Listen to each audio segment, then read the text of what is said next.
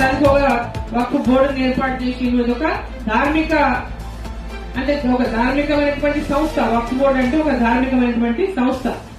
Muslims ఎవరైతే వెనకటికి పెద్దలు తమ ప్రాపర్టీస్ ని ఈ వక్ఫ్ కు డొనేట్ చేశారు, అంటే అల్లా పేరు మీద వాళ్ళు డొనేషన్ చేశారు.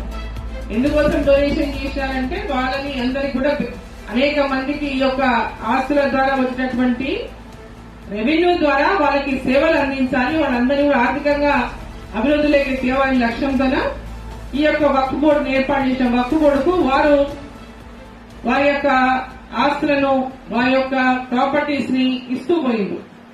ఆ విధంగానే వక్ఫ్ బోర్డు అనేటటువంటి ఏర్పాటై దాని ద్వారా ఈ ధార్మిక సంస్థ ద్వారా దానికి ముతావాయిలని కూడా కొంతమందిని కేర్ టేకర్ గా పెట్టింది ఆ ప్రాపర్టీస్ కి.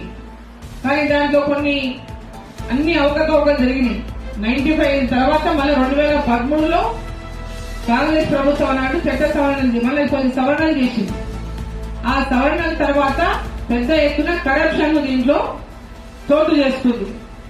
పెద్ద ఎత్తున కరప్షన్ చోటు చేసుకోవడం అంటే ముతావలీలు ఆ యొక్క వక్ఫ్ ప్రాపర్టీలని వాళ్ళ ప్రాపర్టీలుగా భావించి చాలా మందికి అమ్ముకోవడము, దాని ద్వారా వచ్చినటువంటి రెవెన్యూని వాళ్ళే పంచుకోవడము, అంటే కేవలం కొంతమంది చేతుల్లోనే ఈ వక్ఫ్ ఆస్తులన్నీ కూడా కొంతమంది అనుభవించడం అనేటటువంటిది గత కొన్ని సంవత్సరాలుగా చూస్తున్నటువంటి పరిస్థితి. 2018 లోపల సెంట్రల్ వక్ఫ్ కౌన్సిల్ ఒక సర్వే చేసింది. దాని ప్రకారము ఒక నివేదిక ఇచ్చింది. దాని తర్వాత ఆ నివేదిక